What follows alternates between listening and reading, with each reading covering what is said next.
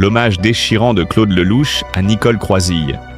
Un silence enfin brisé et une vérité bouleversante révélée.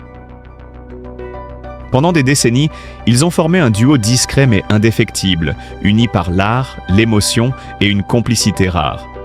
Et pourtant, ce n'est qu'au crépuscule de cette histoire, à l'heure la plus douloureuse, que Claude Lelouch a choisi de parler.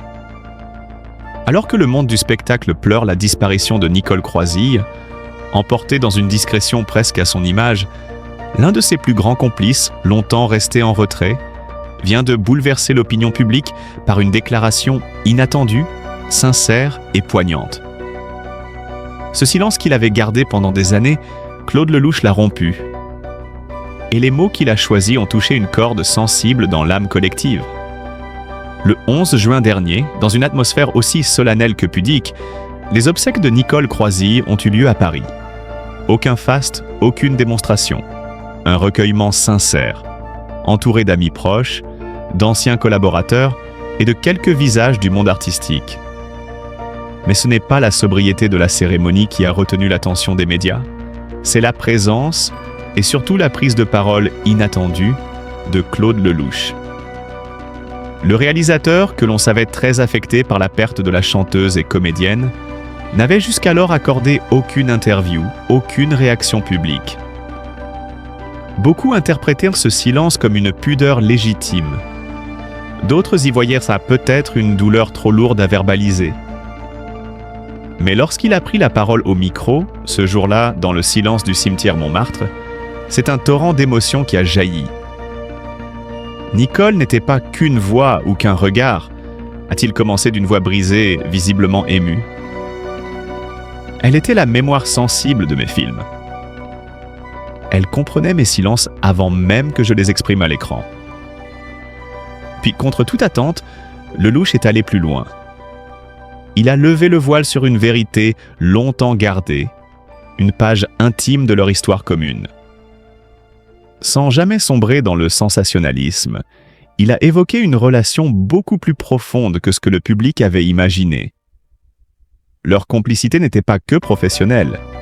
Elle était tissée de regards échangés hors caméra, de silences partagés, de blessures communes que seule la confiance pouvait apaiser.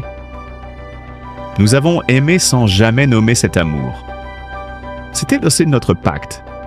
Un pacte de pudeur, de respect, mais aussi de peur, a-t-il confessé. La peur que cet amour, s'il devenait visible, détruise ce que nous avions construit de si précieux. Ces mots ont eu l'effet d'un électrochoc dans la sphère médiatique. Car au-delà de la confession personnelle, c'est tout un pan de la relation artistique entre Lelouch et Croisille qui se redéfinit. Le public découvre alors que derrière les images poétiques des films cultes, derrière les chansons devenues intemporelles, se cachait une tension affective, un lien indéchiffrable, presque sacré. Les témoignages qui ont suivi cette déclaration n'ont fait que renforcer l'émotion collective. D'anciens collaborateurs ont confirmé ce que beaucoup pressentaient sans jamais oser le dire. Nicole Croisille et Claude Lelouch étaient deux âmes sœurs artistiques, liées par un fil invisible. Ce fil, brisé par la disparition brutale de Nicole, semble désormais dénoué publiquement. Mais cette prise de parole tardive n'est pas seulement un hommage amoureux.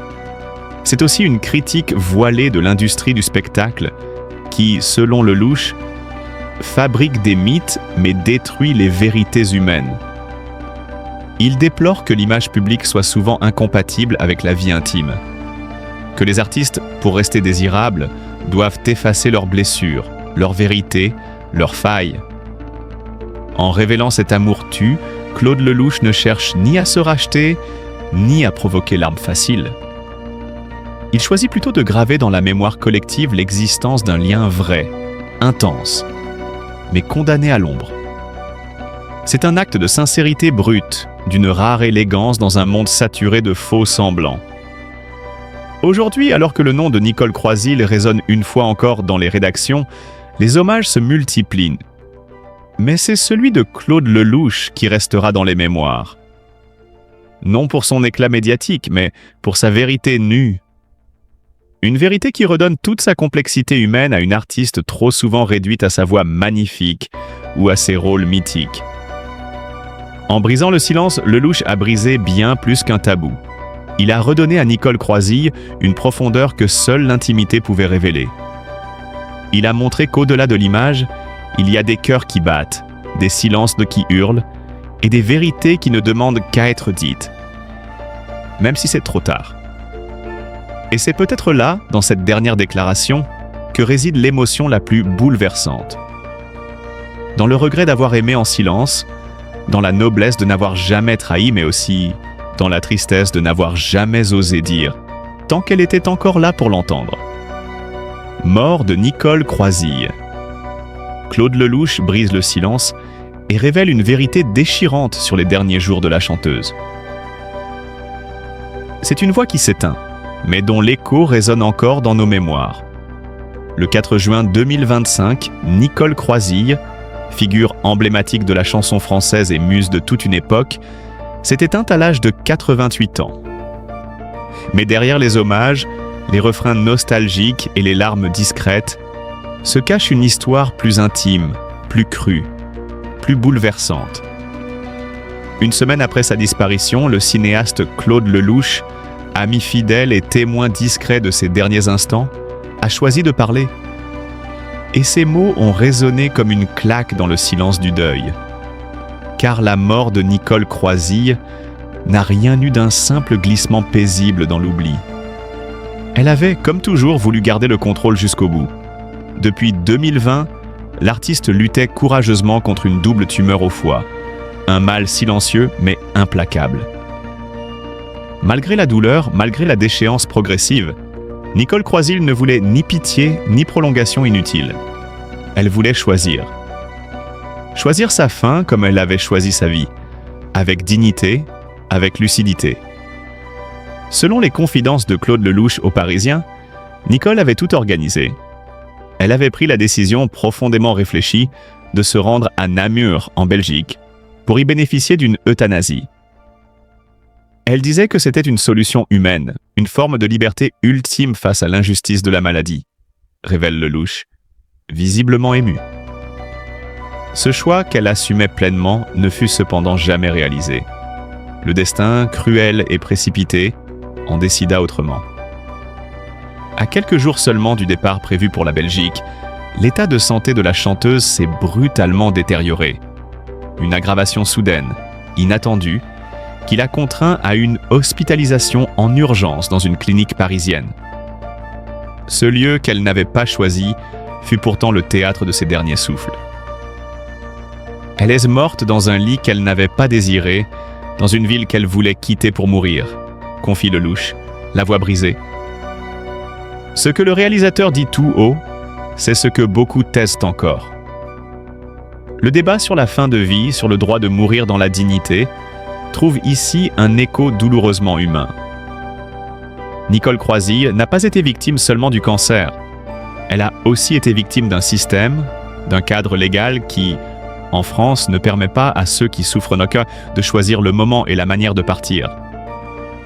C'est une injustice que Nicole dénonçait déjà dans ces derniers mois. Elle trouvait insupportable de devoir quitter son pays pour obtenir ce qu'elle appelait un au revoir propre et serein. Mais derrière les prises de position, derrière le débat politique que cette disparition pourrait alimenter, il y a une femme. Une femme fière, indépendante, que la maladie n'avait pas réussi à briser. Jusqu'au bout, Nicole Croisille est restée fidèle à elle-même. Elle écrivait encore, elle chantonnait parfois, elle regardait les couchers de soleil depuis la fenêtre de sa chambre, comme on observe la fin d'un spectacle. Avec gratitude, mais aussi avec cette tristesse douce que seuls les artistes savent apprivoiser. Claude Lelouch, qui l'avait dirigée dans plusieurs de ses films, parle d'elle avec une tendresse pudique, mais aussi avec une colère sourde. On ne devrait pas mourir comme ça. Nicole méritait un final à sa hauteur.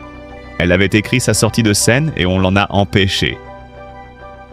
Ces mots résonnent comme un acte d'accusation, mais aussi comme un hommage ultime à une femme qui ne supportait pas l'idée de subir. Et au fond, ce qui émeut tant dans ce témoignage, c'est qu'il ne parle pas seulement de Nicole Croisille. Il parle de nous tous, de nos peurs, de nos refus, de nos lâchetés parfois face à la fin inéluctable, Il parle d'une société qui célèbre ses icônes dans la lumière, mais qui détourne le regard quand elles s'effondrent dans l'ombre. Nicole ne voulait pas être une héroïne tragique. Elle voulait juste finir son histoire proprement, sans bruit, sans cri, ajoute Lelouch. Alors que les hommages continuent d'affluer, que ses chansons refont surface sur les plateformes, que les réseaux sociaux s'émeuvent, une question demeure. Que retiendrons-nous vraiment de cette fin ? L'élégance de son départ manqué, ou l'échec collectif d'une société incapable de respecter le dernier choix d'une femme libre ? Claude Lelouch, en brisant le silence, ne cherche pas à provoquer, mais à réveiller. Et peut-être aussi à réparer une injustice en donnant à Nicole, à travers ses mots, la sortie qu'elle aurait méritée. Nicole Croisille est partie. Mais ces derniers jours, ses choix, son combat, eux, restent avec nous. Et peut-être qu'en les écoutant, nous apprendrons à regarder la mort autrement. Non plus comme un tabou, mais comme une étape que l'on peut appréhender avec courage et pourquoi pas avec amour. Nicole, elle, l'avait compris. Et c'est peut-être cela, au fond, le plus beau de ses héritages. Claude Lelouch, le témoin bouleversé d'un adieu silencieux. L'ultime combat de Nicole Croisille. Une semaine s'est écoulée depuis la disparition de Nicole Croisille. Une semaine lourde de silence, de souvenirs et d'émotions à peine contenues dans les milieux artistiques français. Mais parmi tous ceux qui ont croisé sa route, un homme prend aujourd'hui la parole avec une retenue douloureuse, Claude Lelouch, le réalisateur mythique de Un homme et une femme, compagnons d'une époque, amis intimes et discrets, a décidé de briser le silence dans une confession rare, empreinte de gravité. Dans un entretien accordé aux Parisiens, Lelouch ne parle pas d'une simple disparition. Il évoque une femme, une artiste, un monument de courage qui a mené son dernier combat loin du vacarme, dans la solitude presque choisie d'une âme fière.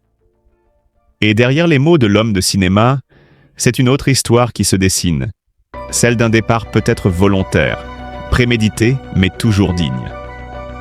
Car Nicole Croisille, si elle ne l'a jamais affirmé avec précision, aurait glissé à Lelouch une confidence troublante, presque prophétique. À un moment donné, je trouverai une solution pour abréger mes souffrances. Une phrase suspendue entre le chagrin et l'acceptation, que Claude Lelouch confesse aujourd'hui avec une pudeur bouleversante. Elle ne l'avait pas dit clairement, mais maintenant je comprends. Je ne suis pas surpris. Elle a énormément souffert. Ce témoignage ouvre une brèche dans l'image lisse qu'on gardait d'elle. Derrière la voix lumineuse, derrière les scènes de comédie musicale et les plateaux de télévision, il y avait la douleur, lancinante, tenace, étouffante. Un mal physique ? Peut-être. Mais Lelouch évoque davantage un mal de l'âme, une fatigue existentielle. Nicole Croisille ne se plaignait pas, jamais. C'est ce qui le frappe le plus. Elle s'est battue. Elle a tout essayé pour s'en sortir, avec un courage incroyable. Je ne l'ai jamais vue pleurnicher. Des mots simples mais déchirants. Car ils dessinent en creux le portrait d'une femme qui, jusqu'au bout, a refusé d'abdiquer face à la souffrance. Une femme fidèle à ses principes, à sa manière d'être au monde, digne, discrète, intransigeante avec elle-même. Claude Lelouch parle d'elle avec cette tendresse grave des hommes qui savent que la grandeur se cache souvent dans les silences. Mais ce que les confidences de Lelouch laissent entrevoir est plus complexe encore. Car si Nicole Croisille a bel et bien envisagé d'abréger ses jours, que dit cela de notre regard collectif sur la souffrance des artistes ? Que dit cela de notre société, prompte à glorifier leur triomphe, mais si peu attentive à leur déclin ? Le monde du spectacle, souvent cruel dans ses oublis, regarde-t-il vraiment ce qu'il a adulé ? Ou bien préfère-t-il tourner la tête quand la lumière décline ? Il est tentant de parler de courage, comme le fait Lelouch, pour ne pas dire désespoir. De saluer la combattante pour éviter d'interroger l'ampleur de son isolement. Pourtant, la frontière est ténue, et Claude Lelouch le sait. Sa voix dans cet entretien n'est pas celle d'un homme qui veut faire du bruit. C'est celle d'un témoin, bouleversé, qui porte le poids d'un non-dit. Nicole Croisille a peut-être décidé elle-même du moment de son départ. Mais loin d'un geste de faiblesse, il faut y voir, comme Lelouch, un dernier acte de maîtrise. Une façon de reprendre le contrôle après des années de combats silencieux. Ce geste-là, s'il existe, n'est pas une fin, mais une ultime affirmation de soi. Une rébellion douce face à la fatalité. Aujourd'hui, le cinéma, la chanson et ceux qui l'ont aimé sont en deuil. Mais les mots de Claude Lelouch résonnent comme un appel à la mémoire. À la mémoire de Nicole, mais aussi à celle de tous ceux qui, dans l'ombre, livrent un combat que l'on ne voit pas. Car derrière les projecteurs, derrière les hommages, il y a des vies qui se défont en silence. Et parfois, un ami ose dire tout haut ce que tant d'autres préfèrent taire. Nicole Croisille n'a pas disparu. Elle a tiré sa révérence, à sa façon, avec élégance.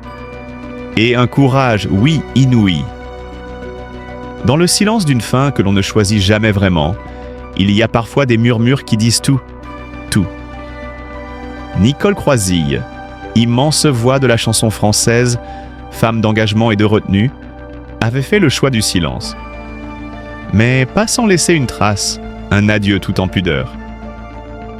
Quelques semaines avant de s'éteindre, elle avait passé un ultime coup de téléphone. Pas à n'importe qui. À Claude Lelouch. Le réalisateur, compagnon de route artistique et confident de toujours, fut l'un des derniers à entendre sa voix. Ce que ce simple appel recèle, au fond, dépasse les mots. Il cristallise une histoire, un lien profond entre deux êtres qui ont partagé bien plus que des plateaux de tournage. Une forme de compréhension instinctive, presque silencieuse, qui n'avait plus besoin d'être formulée. À 87 ans, la voix de Claude Lelouch tremble encore lorsqu'il évoque ce moment.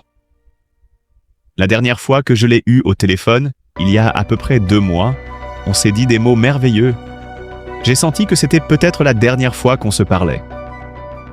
À travers ces mots, une vérité déchirante s'impose. Nicole savait.